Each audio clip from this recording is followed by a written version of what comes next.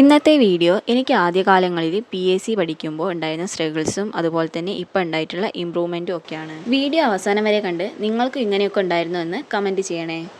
Degree ഒക്കെ കുറച്ച് കഴിഞ്ഞ് ഒരു കോഴ്സൊക്കെ ചെയ്ത് കഴിഞ്ഞതിന് ശേഷം എനിക്ക് PSC പഠിക്കണം എന്നുള്ളൊരു ആഗ്രഹം വന്ന്. ആദ്യം തന്നെ ഞാൻ നോക്കിയത് ഫോണിൻ്റെ അകത്താണ് PSC എങ്ങനെയാണ് പഠിക്കുക, എങ്ങനെ പഠിച്ചാൽ ജോലി കിട്ടും, അങ്ങനത്തെ കുറേ മോട്ടിവേഷൻ ക്ലാസ്സും അതുപോലെ തന്നെ എന്താണ് PSC എന്നൊക്കെ ഞാൻ നല്ല രീതിയിൽ മനസ്സിലാക്കി. അങ്ങനെയാണ് PSC ക്ലാസ് പോയി പഠിച്ചാലോ എന്നുള്ളൊരു ഐഡിയ വന്നത്. അങ്ങനെ ഞാൻ PSC ക്ലാസ്സിൽ പോയി ചേരുന്നത് എനിക്ക് നല്ല രീതിയിൽ പഠിക്കണം, നല്ല റൊട്ടീനായിട്ട് സെറ്റ് ചെയ്തിട്ട് പഠിക്കണം എന്നൊക്കെ ഒരു ആഗ്രഹം ഉണ്ടായിരുന്നു. ക്ലാസ്സിലൊക്കെ പോയി തുടങ്ങി ആദ്യത്തെ ഒരു 2 വീക്കൊക്കെ നല്ല രീതിയിലൊക്കെ മുന്നോട്ട് പോയി. പക്ഷേ അടുത്ത വീക്ക് തൊട്ട് ഞാൻ ക്ലാസ്സിൽ ലീവ് ആവാൻ തുടങ്ങി. അസുഖങ്ങളൊക്കെ വന്നപ്പോൾ ക്ലാസ്സിലൊന്നും പോകാൻ പറ്റാണ്ടായി. അപ്പോൾ കുറച്ച് ദിവസം വീട്ടിലിരുന്ന് പഠിക്കാൻ തുടങ്ങി. അങ്ങനെ അസുഖങ്ങളൊക്കെ വന്നതിന് ശേഷം ഞാൻ പഠിക്കാനൊക്കെ കുറച്ച് ബാക്കോട്ട് പോയി. അങ്ങനെ തീരെ പഠിക്കാണ്ടായി. അങ്ങനെ എപ്പോഴെങ്കിലുമൊക്കെ കുറച്ച് കാര്യങ്ങളൊക്കെ വായിച്ച് നോക്കും. കണ്ടിന്യൂസ് ആയിട്ട് പഠിക്കില്ല. ഒരു കൺസിസ്റ്റൻസി ഇല്ലാണ്ടാണ് ഞാൻ പഠിച്ചിരുന്നത്. വീണ്ടും അസുഖങ്ങളൊക്കെ മാറി ക്ലാസ്സിലൊക്കെ പോയി തുടങ്ങി. പക്ഷേ ക്ലാസ് കഴിഞ്ഞ് വന്നാലും ഞാൻ വായിക്കൊന്നുമില്ല. ആദ്യം ഞാൻ ക്ലാസ്സൊക്കെ കഴിഞ്ഞ് വന്നിട്ട് നല്ല രീതിയിൽ വായിക്കുകയൊക്കെ ചെയ്യായിരുന്നു. പിന്നെ ഞാൻ വായിക്കുകയൊന്നും ചെയ്യാണ്ടായി.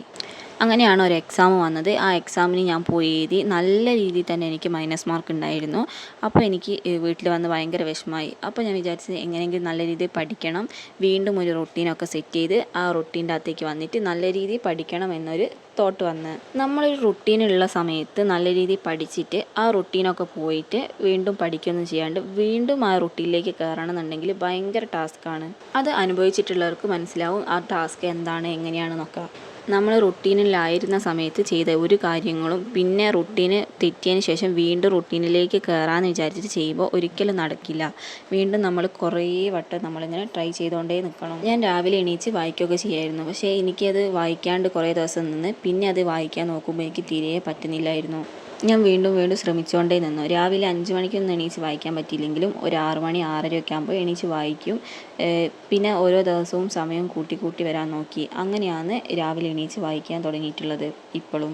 പിന്നെ ക്ലാസ്സൊക്കെ കഴിഞ്ഞ് വന്നാൽ പറ്റുന്നത്രയും ഫുഡൊക്കെ കഴിച്ച് വേഗം തന്നെ ഞാൻ പഠിക്കാനിരിക്കും. അന്ന് ക്ലാസ്സിലെടുത്തിട്ടുള്ള കാര്യങ്ങൾ അന്ന് തന്നെ വായിച്ച് തീർക്കണം എന്നുള്ളതൊരു വാശിയാക്കി ഞാൻ കൊണ്ട് നടന്ന് അങ്ങനെയാണ് ക്ലാസ്സിലെടുത്ത സാധനങ്ങളൊക്കെ അന്ന് തന്നെ വന്നിട്ട് പഠിക്കാൻ തുടങ്ങിയത്.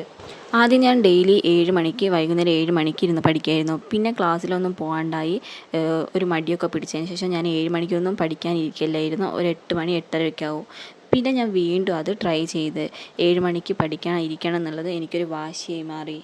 6 മണി വരെ വായിച്ചിട്ട് 6 മണി മുതൽ 7 മണി വരെ എൻ്റെ കാര്യങ്ങളൊക്കെ ചെയ്ത് ഒന്ന് ഫ്രഷായൊക്കെ വന്ന് വേഗം തന്നെ ഫുഡ് കഴിക്കും. നേരത്തെ ഫുഡ് കഴിച്ചിട്ട് പഠിക്കാനിരിക്കും. പിന്നെ ഞാൻ റെഡി 7 മണിയാകുമ്പോഴത്തേക്ക് പഠിക്കാനിരിക്കാൻ തുടങ്ങി. അങ്ങനെയാണ് ഞാൻ റൊട്ടീനിലേക്ക് വീണ്ടും വന്നത്. ഒരു റൊട്ടീൻ ഉണ്ടാക്കിയെടുക്കുക എന്ന് പറയുന്നത് ഭയങ്കര ടാസ്ക് ആയിട്ടുള്ള ഒരു സംഭവം തന്നെയാണ്. പ്രത്യേകിച്ച് നമ്മൾ റൊട്ടീനിലായിട്ട് അതൊക്കെ ഡ്രോപ്പ് ചെയ്ത് വീണ്ടും ഒരു റൊട്ടീനിലേക്ക് വരുമ്പോൾ അത് ഭയങ്കര ടാസ്ക്കാണ്. എക്സാമിൽ മാർക്ക് കുറഞ്ഞതോടും കൂടി എനിക്ക് ഒരു വാശി കയറി. അങ്ങനെയാണ് ഞാൻ വീണ്ടും റൊട്ടീനൊക്കെ സെറ്റ് ചെയ്ത് നല്ല രീതിയിൽ പഠിക്കാൻ ഇരുന്നത്. കഴിയുന്നത്ര എല്ലാവരും ഒരു റൊട്ടീനൊക്കെ സെറ്റ് ചെയ്തിട്ട് പഠിക്കാനിരിക്കുക. അല്ലാണ്ട് എപ്പോഴെങ്കിലുമൊക്കെ പഠിച്ച് എപ്പോഴെങ്കിലുമൊക്കെ ഏതെങ്കിലുമൊക്കെ ബുക്കൊക്കെ എടുത്ത് വായിച്ച് നോക്കി അങ്ങനെയല്ല. ഒരു പ്രോപ്പറായിട്ടൊരു പ്ലാനൊക്കെ സെറ്റ് ചെയ്തിട്ട് പഠിക്കണം. ഇപ്പം ഞാൻ ഡെയിലി ഒരു പ്ലാൻ സെറ്റ് ചെയ്യും. ഇന്ന കാര്യങ്ങളൊക്കെ ഇന്ന് പഠിക്കണം എന്നുള്ളത് ഒരു ചെറിയൊരു ബുക്കിനകത്ത് എഴുതി വെക്കും. എന്നിട്ട് ഓരോ കാര്യങ്ങളും പഠിച്ചിട്ട് ഞാനത് ടിക്ക് ഇട്ട് വെക്കും.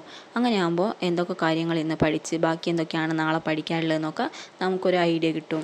ഇപ്പം ഞാൻ നല്ല രീതിയിൽ പഠിക്കാനിരിക്കുന്നുണ്ട്. പക്ഷേ ചില സമയത്തൊന്നും ഒരു മൂഡ് ഉണ്ടാവില്ല. എന്നാലും ഞാൻ കുറച്ച് നേരമൊക്കെ ഒന്ന് ഫ്രഷ് ആയതിന് ശേഷം വീണ്ടും പഠിക്കാനിരിക്കും. PSC പഠിക്കാൻ തുടങ്ങുമ്പോൾ നമുക്ക് ഭയങ്കര ഇൻട്രസ്റ്റ് ഉണ്ടാവും. പക്ഷേ അതിൽ കുറച്ച് കഴിയുമ്പോഴത്തേക്ക് ആ ഇൻട്രസ്റ്റ് ഒക്കെ പോകും. പിന്നെ നമ്മളൊരു എക്സാമൊക്കെ എഴുതി അതിൽ മാർക്കൊക്കെ കുറയുമ്പോൾ നമുക്കൊരു വാശി വരാനുണ്ട്. ആ വാശിയിൽ നമ്മൾ PSCൻ്റെ ട്രാക്ക് കയറി കഴിഞ്ഞാൽ നമ്മൾ രക്ഷപ്പെട്ട്. അപ്പോൾ എല്ലാവരും ഇങ്ങനെ റുട്ടീനൊക്കെ സെറ്റ് ചെയ്തിട്ട് ഒന്ന് നല്ല രീതിയിൽ പഠിക്കാൻ നോക്കൂ.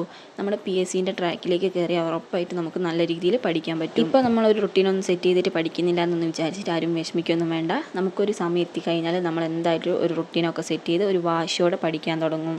ഈ വീഡിയോ നിങ്ങൾക്ക് യൂസ്ഫുൾ ആയിട്ടുണ്ടെങ്കിൽ ഒന്ന് ലൈക്ക് ചെയ്യാനും സബ്സ്ക്രൈബ് ചെയ്ത് സപ്പോർട്ട് ചെയ്യാനും മറക്കല്ലേ.